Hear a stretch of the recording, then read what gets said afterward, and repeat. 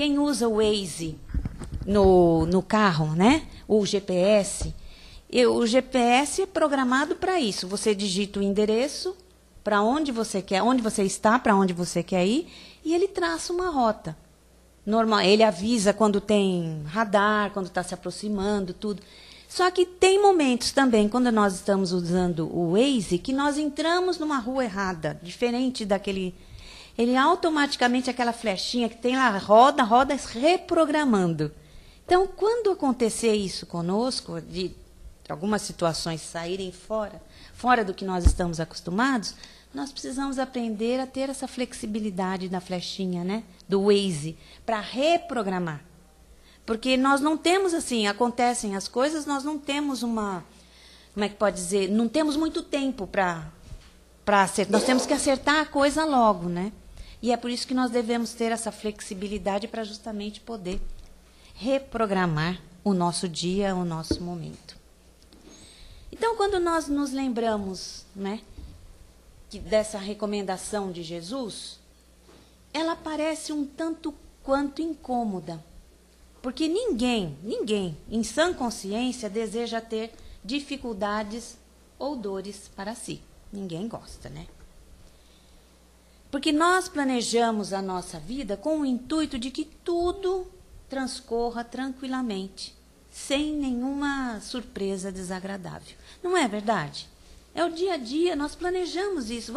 Quando vai planejar uma viagem, por exemplo, eu planejo com bastante antecedência.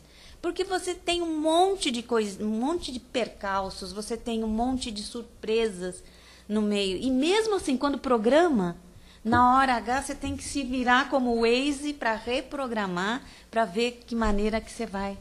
Porque, na realidade, você está fora do seu momento de acomodação. Ou você está num outro país, ou você está numa outra cidade, não é, Lisete? Que você tem que se virar com o que você tem lá. É a língua, enfim, tem que se virar, né? Mas, no entanto, se nós considerarmos o nosso nível evolutivo, o nível evolutivo em que nós nos encontramos, e considerarmos também que nós estamos reencarnados num planeta de expiações e de provas, justamente pelas nossas imperfeições, né? As dores, elas são inevitáveis no nosso caminhar. Então, se nós pensarmos, por exemplo, a dor causada pelo nascimento do dente do siso, é o que mais nós nos lembramos, porque a primeira dentição nós sabemos pelas crianças que coça, que incomoda, mas o que é mais próximo para nós foi o nascimento do siso, que é o último dos molares, né? E é um impositivo da biologia humana. E dá uma dor, dá um incômodo. A dor pela picada de um mosquito ou de uma agulha, de uma injeção que a gente precisa, ou quem faz acupuntura, sente, né? Da mesma forma. Então, são dores próprias de um mundo material. E são dores comuns a que estamos sujeitos, nós, né? Os seres que habitamos o planeta. Então, a dor faz parte da nossa vida. Então, os problemas, eles são importantes. Seria bom se não tivesse, vamos pensar, e se nós não tivéssemos problema nenhum? Ia ser uma maravilha, né? Nossa, tá tudo certinho. Só que não é essa a nossa condição. Nós necessitamos da dor. Nós não precisamos do sofrimento. Porque a dor é inexorável. Agora, o sofrimento é optativo. Mas a dor, já que ela faz parte da nossa existência, do nosso crescimento, da nossa evolução, então nós precisamos começar a pensar que os problemas são eles que nos estimulam para a evolução. Porque na hora que nós temos um problema, que nós enfrentamos um problema, o que nós estamos procurando? A solução. Então, o problema, ele nos incentiva a buscar alternativas. Eu não consigo sair por aqui, eu não consigo parar com essa dor, eu não consigo sair dessa aflição se eu continuar aqui. Então, eu vou começar por aqui. Porque a vida é feita de escolhas. Todos nós temos o livre-arbítrio. Então, nós temos essa condição de escolher. Agora, se a escolha que eu fiz não deu certo, eu tenho a oportunidade de escolher uma outra situação. Então, o problema, ele é importante. A aflição faz parte do nosso crescimento, da nossa evolução, e o problema faz parte também para nos incentivar a pensar em alternativas, a buscar a solução. E isso é bom, porque aí você vai exercitando para você saber, né? Porque uma vez que tudo que existe tem a necessidade de ação. Eu posso ter a vontade, a minha mente pensa, mas o corpo precisa agir, precisa ter essa ação. E foi por Jesus saber das nossas imperfeições, das imperfeições que ainda trazemos na alma, e por conhecer os poucos valores nobres que nos animam, que Jesus nos alertou que aqui nós só teríamos aflição. Ele é o profundo conhecedor da alma humana, né? Tanto que Divaldo Pereira Franco fala que ele é o psicoterapeuta da alma humana, do ser humano. E naquele livro que nós temos que conta a história de São Lucas, acho que é Taylor Caldwell, a autora. Ela conta a história de São Lucas. E o nome do livro é Médico de Homens e de Almas. É bem interessante, porque conta toda a trajetória. E com todas essas aflições, a necessidade da dor, dos problemas, por mais que nós pensemos que sim, as aflições elas não se impõem por castigo ou descuido da divindade para conosco. Não. Ou tampouco porque a vida quer nos punir de forma deliberada e injusta. Então, como é que nós vamos equacionar essa situação? Nós vamos lá para o Evangelho segundo o Espiritismo. Em todo o livro, nós vamos ter palavras de esclarecimento, de consolação, mas nós vamos ter especificamente no capítulo 5, os bem-aventurados os aflitos, ele coloca para nós, Kardec coloca para nós, desde que nós admitamos a existência de Deus, nós não podemos concebê-lo sem as suas perfeições infinitas. Deus deve ser todo-poderoso, todo justiça, todo bondade. Porque sem isso ele não seria Deus. E se Deus é soberanamente justo e bom, ele não pode agir por capricho ou com parcialidade. Então, as vicissitudes da vida têm então uma causa. E como Deus é justo, essa causa deve ser justa. Deus colocou os homens na compreensão dessa causa pelos ensinamentos de Jesus. E hoje, julgando-nos suficientemente maduros para compreender essa causa, revela-a por completo através do Espiritismo, ou, se preferirmos, pela voz dos Espíritos. Então, nós vamos pensar assim, né? Nós não conseguimos pensar que o Espiritismo ou a voz dos Espíritos nos dá a resposta para tudo. Não. Não, porque senão nós iríamos transformar isso num dogma. Não é. O que o Espiritismo faz, ou o que os Espíritos fazem para nós, é abrir novas possibilidades de questionamento. Eles ampliam os horizontes, ampliam o leque de opções, de argumentos, de consolações, né? E nesse horizonte ampliado, nós vamos perguntando, questionando, nos perguntando e vamos refletindo. Aquilo que mais se ajustar para a nossa compensação é aquilo que nós vamos acreditar. Não é? E aí ele faz, no Evangelho ainda, segundo o Espiritismo, no capítulo 5, ele coloca para nós, no item 4 e no item 6, as vicissitudes da vida, ou as aflições, como nós estamos falando, têm duas fontes bem diversas.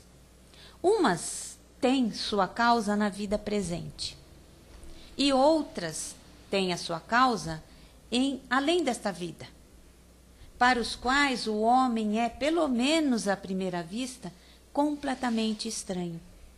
E as aflições parecem golpear-nos por fatalidade, como ele nos dá exemplo, né? A perda de entes queridos e daqueles que sustentam a família. Não está em nós o controle da vida ou da morte. Nós sabemos disso. Então, quando isso acontece conosco, essa perda de entes queridos ou daqueles que sustentam a família, isso causa isso parece um golpe do destino, né? Parece que Deus está fazendo com que nós soframos, mas não é. Os reveses da fortuna que frustram todas as medidas de prudência, os flagelos naturais. Com relação aos flagelos naturais, nós temos a ciência, a tecnologia que se desenvolveu a tal ponto que eles têm como identificar que possa acontecer, que aconteceu um terremoto, eles podem identificar um futuro tsunami. Mas eles não conseguem controlar, ninguém consegue controlar. Então, esses flagelos naturais, eles nos golpeiam como se nós não tivéssemos nada a ver com isso, né? E as enfermidades de nascença, né? Principalmente aquelas enfermidades que que impedem os infelizes de ganhar a vida por meio do trabalho, como as deformidades, a idiotia, etc. Nós lembramos aqui daqueles que estão nas casas André Luiz, em Picanço, seja na Vila Gustavo, enfim. Eles não têm condições nenhuma de trabalhar. E não se desenvolvem sozinhos. Eles precisam sempre de alguém para cuidar deles, para tratar todo o tratamento que eles fazem lá, né? Então, veja, eles estão sendo castigados. Fizeram alguma coisa nesta vida para isso? Nesta vida não, neste momento não. Agora, se nós remontarmos à fonte dos males terrenos, nós vamos reconhecer que muitos males são consequência natural do caráter e da nossa conduta. Então, ele começa falando para nós no Evangelho, né? Quantos homens caem por sua própria culpa? E é uma verdade. Quantos são vítimas de sua imprevidência, de seu orgulho e de sua ambição?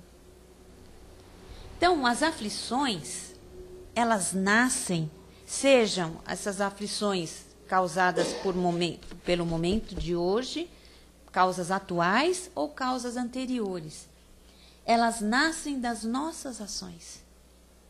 Refletem nossos valores, resultam de nossas escolhas, muitas vezes equivocadas. Então, como nós lemos aqui, falamos, o sofrimento, ou melhor, a dor, faz parte de nossa vida. Uma vez que tudo existe, em tudo existe a necessidade de ação. Então, vamos lá. Toda vez que nós desejamos alguma coisa, quando nós aspiramos algo, a necessidade de trabalhar para realizar os nossos sonhos gera um certo sofrimento, gera uma certa aflição. Quem deseja bater recordes vive aflições, porque são horas intermináveis de exercícios, disciplina rígida, com o intuito de superar as próprias limitações físicas. Dores físicas, preocupação com a classificação, um revés de última hora, aflições de toda sorte. Quem deseja passar no vestibular, apesar do grande esforço despendido no estudo, se aflige diante da perspectiva de quê? De não conseguir a vaga pretendida. Eu conheço, devem ter muitas pessoas que passam por essa e por outras situações.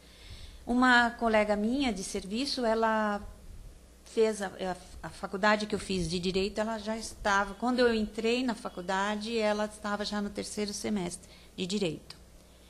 Então, quando ela terminou a faculdade, como ela estava com o estudo, com os ensinamentos todos fresquinhos, ela foi prestar o exame da ordem. primeira fase foi tranquila, porque é a fase escrita, né?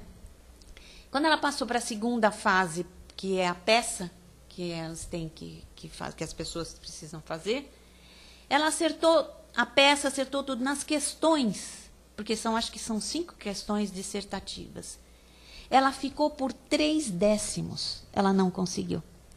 Aí ela ficou toda desesperada. Não vou mais prestar o exame da ordem, não quero, porque desiste mesmo, né? Porque ela se esforçou, mas não conseguiu. Aí teve naquele ano mais um exame que ela não prestou. No ano seguinte ela falou, eu resolvi fazer. E passou. Passou nas duas, só que ela não pode pegar a carteira porque ela é servidora pública. Então, esse está no Código de Ética da OAB, né? Naqueles artigos, que quem é servidor público não pode ter a carteira da ordem, a não ser quando se aposentar. Porque é incompatível, ainda mais sendo da polícia, né? Então, eles não permitem. A carteira fica presa. Quando ela se aposentar, ela pode ir lá e tirar, e não precisa fazer mais nenhum exame para isso. Então, uma coisa com relação ao vestibular, ou com relação a uma prova de inglês, de um curso de inglês, ou o colégio mesmo, né, que nós estamos cursando, nós costumamos pensar assim, e se eu esquecer tudo na hora? E se me der um branco? Né? E se eu não conseguir a vaga? E se eu precisar fazer um outro exame? Se eu precisar fazer um outro vestibular? A gente sempre fica com medo, e isso tudo gera aflição. Então, quem deseja ser cantor, ator, engenheiro, médico, passa pelas aflições das horas estafantes do estudo. E faz parte. A gente precisa estudar para poder passar, para poder ser promovido, né? Estagiar, aprendizagem, esforço, testes. Então, são reveses, inquietudes e aflições. Nós temos também no livro Religião dos Espíritos, de Emmanuel, ditado por Emmanuel, Chico Xavier, que psicografou, tem um item que Emmanuel coloca, examina a própria aflição. E ele diz para nós, Emmanuel diz, que todas as aflições se caracterizam por tipos e nomes especiais. Então, ele coloca lá que a aflição do vício chama-se delinquência. Aí você vai, mas por quê? Porque você começa usando a droga. Né? Começa um pouquinho com o dinheiro que você tem para comprar. Só que passa o tempo, você fica viciado. Você quer mais. E às vezes você não tem dinheiro para comprar. E aí o que você faz? Você mata, você rouba, para você poder ter o dinheiro para comprar a droga. Por isso que ele coloca que a aflição do vício chama-se delinquência. A aflição do fanatismo chama-se intolerância. Porque é verdade, se você está fanatizada, fanático, para mim é isso e acabou, eu me torno intolerante com aquele que não pensa como eu.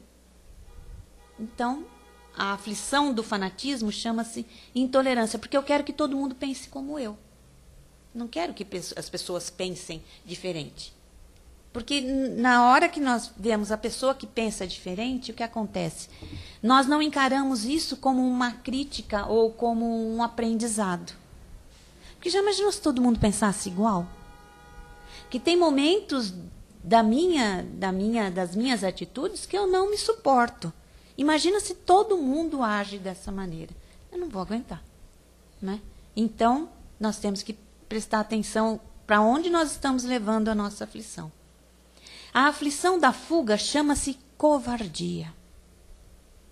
Porque aquele que foge, muitas vezes nós fugimos, nós não queremos encarar o problema, né? Nós fugimos. Mas a aflição da fuga chama-se covardia, porque nós não temos coragem de encarar o problema, de encarar a consequência das nossas escolhas. Então nós vamos fugir. E quanto mais nós fugimos, a fuga, essa aflição vai chamar-se covardia. Quantas pessoas arruinadas por falta de ordem, de perseverança, por má conduta ou por não terem limitado os seus desejos. Quantas doenças e enfermidades são a consequência da nossa falta de moderação e dos excessos de todo gênero. Cada um de nós tem um limite para tudo. Se eu comer demais, ou se eu comer demais ou de menos, se eu comer demais, na realidade eu vou encarar uma enfermidade, eu vou passar mal. E esse passar mal não é um castigo. Simplesmente está me avisando que eu passei dos limites, dos meus limites. Aí depois eu passo mal, tenho problema de estômago, problema... A culpa é de quem? É do doce que eu comi? Ou do que eu... Não, a culpa é minha. Responsabilidade minha, porque eu não tive equilíbrio, não tive moderação. Então eu mesma me causei mal. Os males dessa natureza formam certamente, se nós, os males terrenos, desses que são causados aqui na vida atual, né? Por causa do nosso temperamento, do nosso caráter. Certamente é um número considerável das aflições da vida. Nós, homens, vamos evitá-los quando trabalharmos para o nosso aperfeiçoamento moral e intelectual. Por isso que nós temos os limites. Para dizer até onde nós podemos ir. Agora, se nós ultrapassarmos, porque nós sabemos que nós podemos ultrapassar, né, nós vamos ter que responder. E não vamos poder culpar ninguém, nem a Deus. Dizer, ai, Deus está me castigando. Não, Ele não está te castigando. Ele te deu limites. Nos deu limites. Se você ultrapassar por liberalidade sua, você responde. É simples, né? É simples assim. Não é fácil, mas é simples. Então, os sofrimentos produzidos, Kardec ainda no livro no Evangelho segundo o Espiritismo, os sofrimentos produzidos por causas anteriores, assim como os decorrentes das faltas atuais, são sempre, não é a pessoa que está passando por nós, né, que estamos passando, por exemplo, pela situação dos flagelos naturais. Que nós acreditamos que, nós temos a certeza que nessa existência não fizemos nada para merecer aquilo. Mas eles são sempre a consequência natural de uma falta cometida. Agora ou no passado.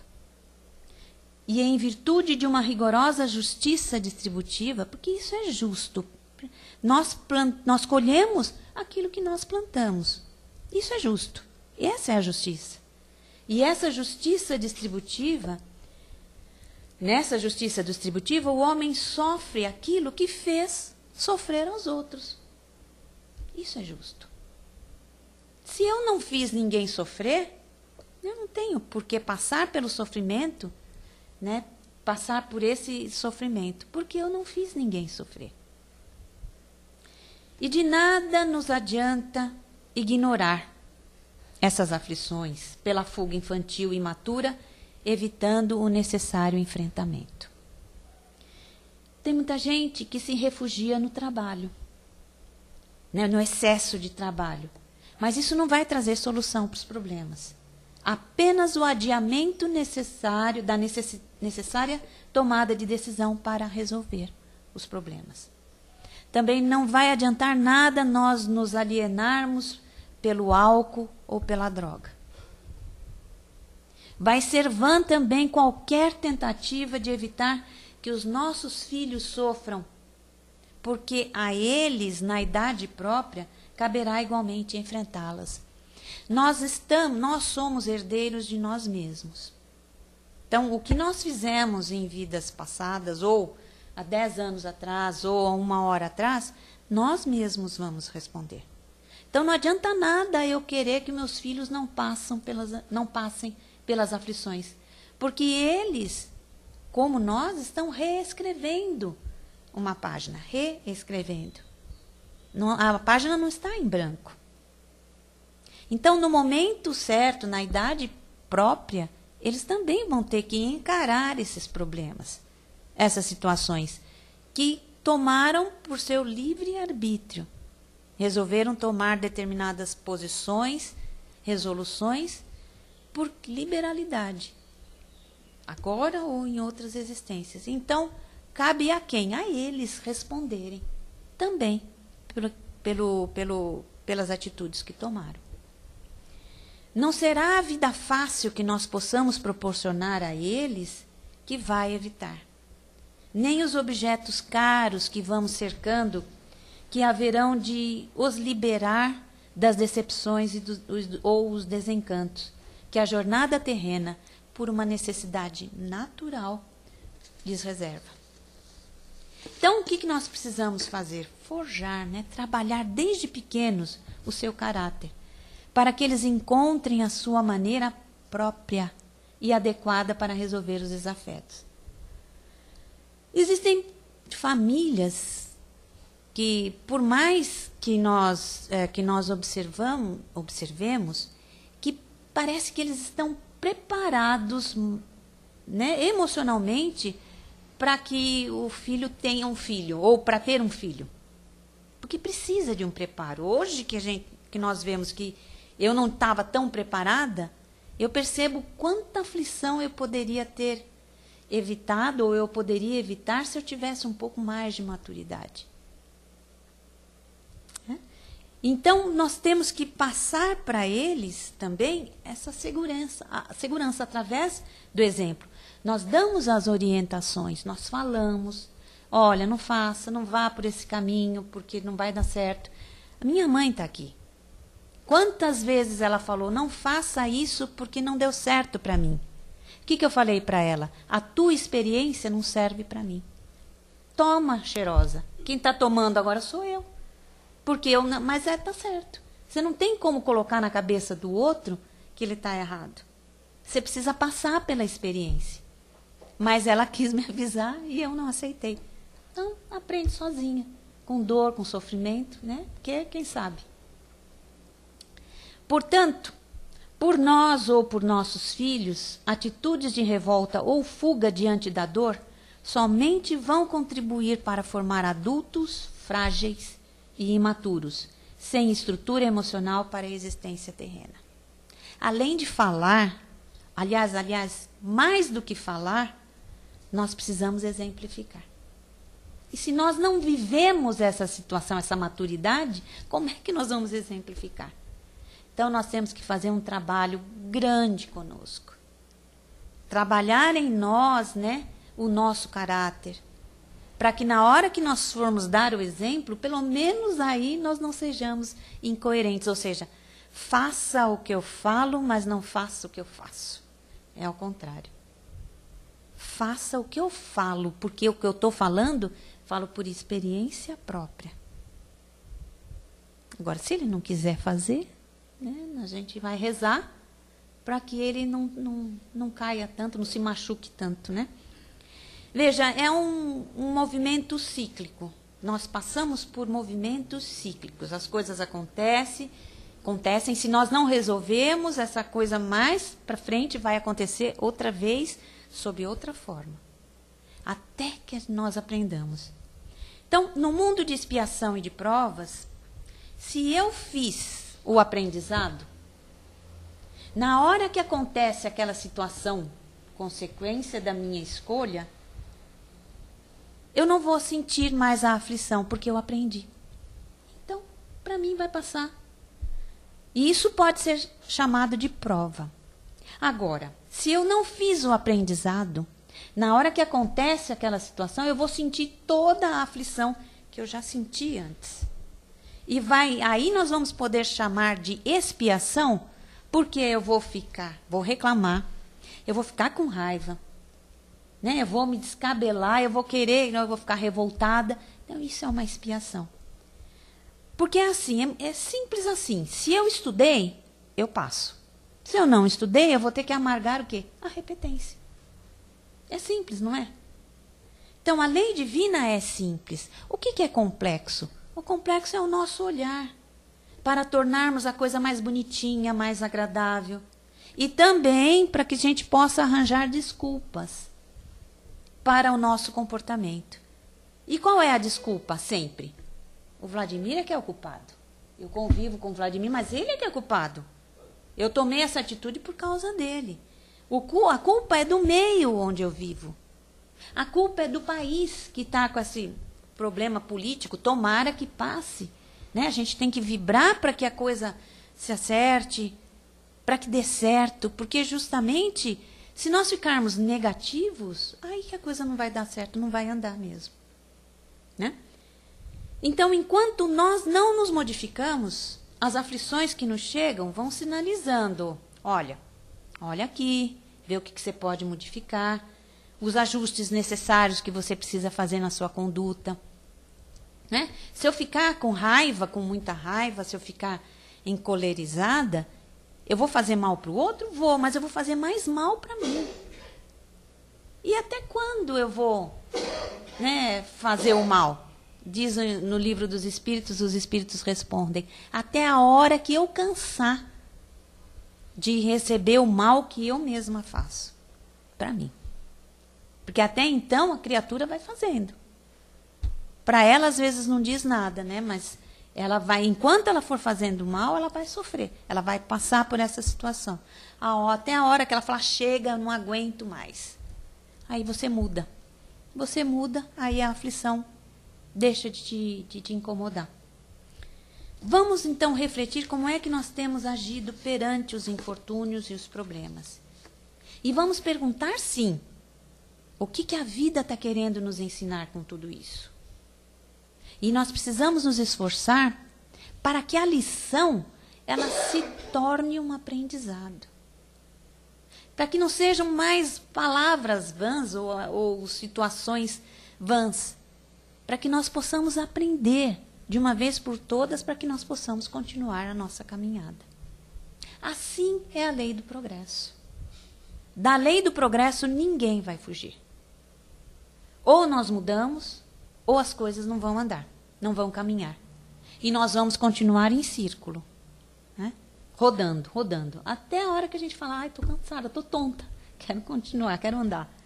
Por fim, né, vamos lembrar que se o mestre, há mais de 2000 anos, nos alertou a respeito da existência das aflições neste mundo, ele também nos convidou a termos bom ânimo, afirmando que, se ele venceu o mundo, nós também vamos poder vencer. Então, ele nos deixou algumas frases, muitos ensinamentos, mas nós fomos pegando alguns para que nós não tenhamos mais aflições. Ele deixou para nós através dos discípulos, né? Porque ele nada escreveu. Ele falou para nós em um determinado, aonde está o nosso pensamento, aí também está o nosso coração. Aí também está o nosso sentimento. Então vamos parar. Onde é que eu estou colocando a minha atenção? No problema ou na solução? Porque se eu continuar pensando, repisando, né, no problema, eu não vou sair da situação. Eu vou continuar no mesmo lugar. Eu tenho que focar a minha atenção na solução. Nós estamos assistindo um filme, ou nós queremos ir dormir, e está um barulho lá fora, tem uma festa. Você não vai conseguir dormir. Mas se você ficar prestando atenção no barulho, não vai resolver nada. Então, pega um livro, vai ver um filme. Ah, não quero mais ver filme. Pega um livro, lê, presta atenção no que você está lendo, que com certeza você vai mudar o foco da sua atenção. Onde estiver o seu pensamento, aí também está o seu coração. E aí a gente pode sair, até se esquecer do barulho.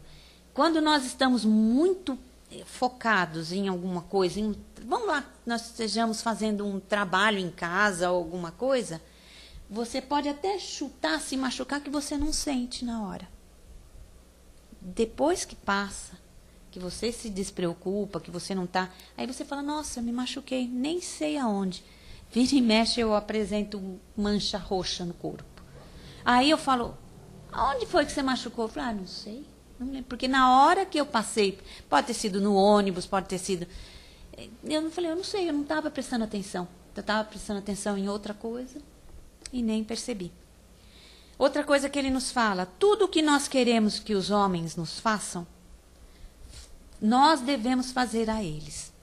Porque, de uma maneira geral, nós damos para o outro o que o outro nos dá. Ou nos deu. E nós precisamos aprender a dar para o outro o que nós queremos receber. Então eu vou pensar, eu não vou fechar a pessoa no trânsito. Eu não vou ser agressiva com ele, com a pessoa.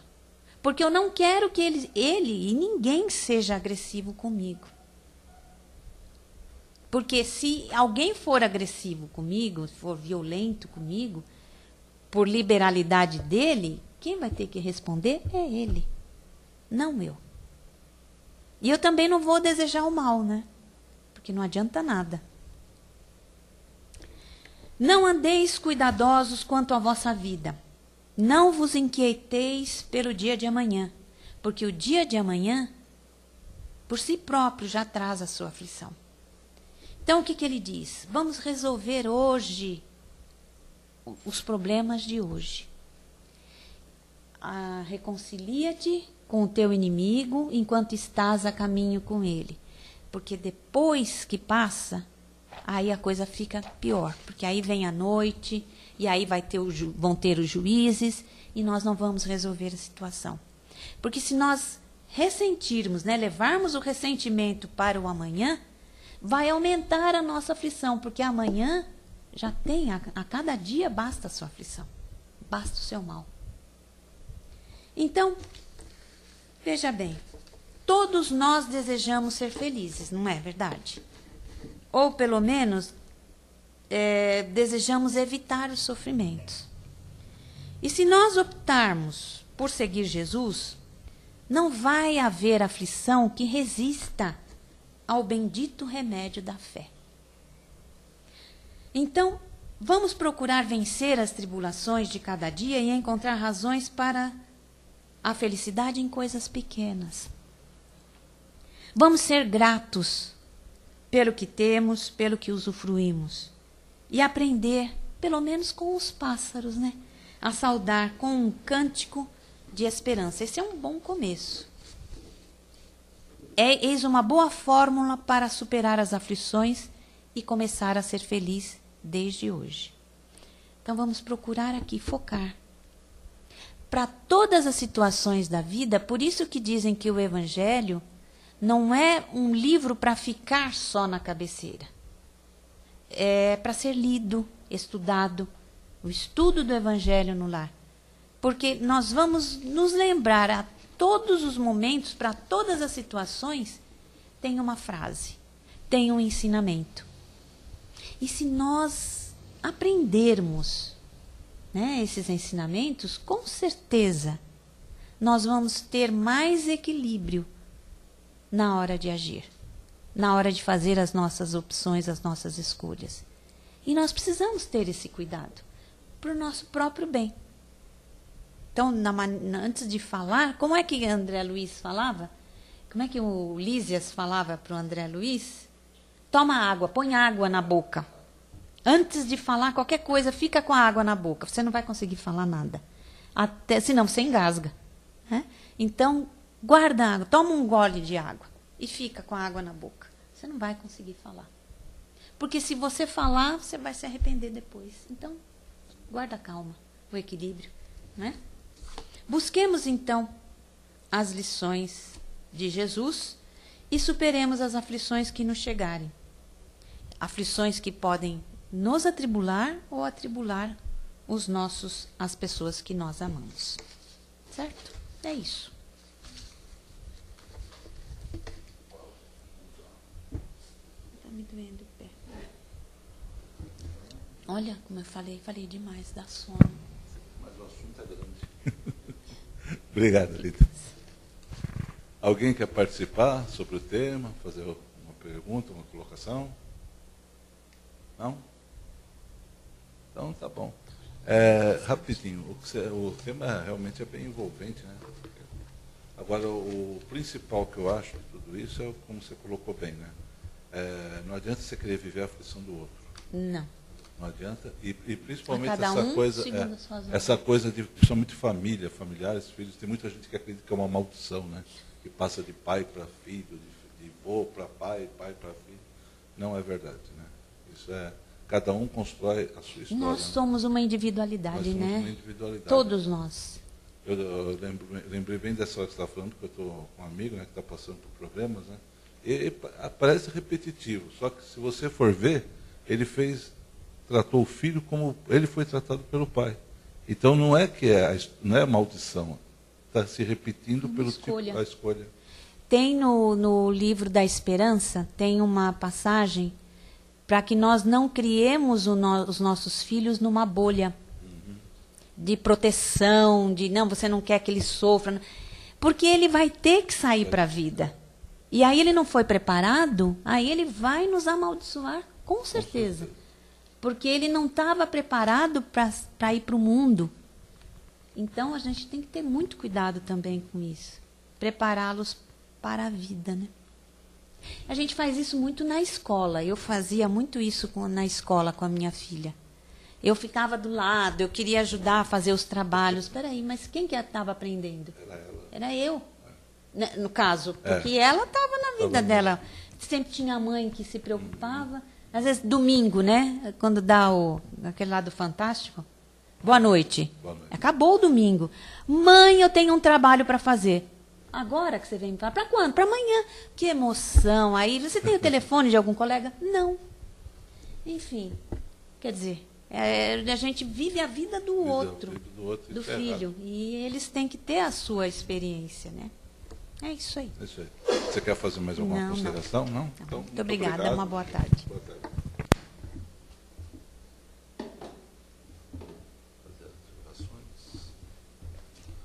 Então, depois desse aprendizado aí, é o momento nosso de fazermos as nossas vibrações.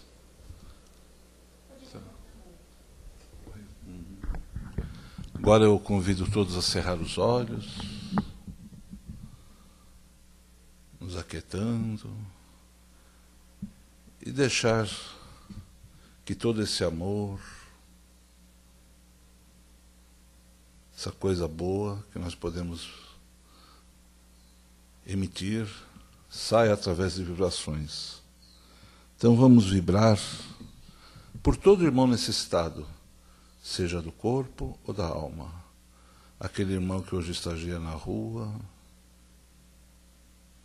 que ele seja acolhido, que ele encontre um caminho, e que esse amor de Jesus toque o seu coração e trazendo um alento, um conforto. Aquele irmão que está acamado, adoentado, que ele receba esse bálsamo também dessa vibração, que lhe traga, desde que haja permissão, uma melhora na sua saúde. E aqueles irmãos que se degradaram, que fizeram as escolhas erradas, como foi colocado aqui hoje também, desrespeitando as leis humanas e divinas, que eles também reflitam sobre seus atos e consigam reconstruir a sua vida aqui terrena. Vamos vibrando também por todas as casas de oração, para que cada vez mais se propague o Evangelho do amor, o Evangelho que Cristo nos ensinou. E principalmente por essa casa que nos acolhe com tanto carinho, a Casa do Caminho de Santana.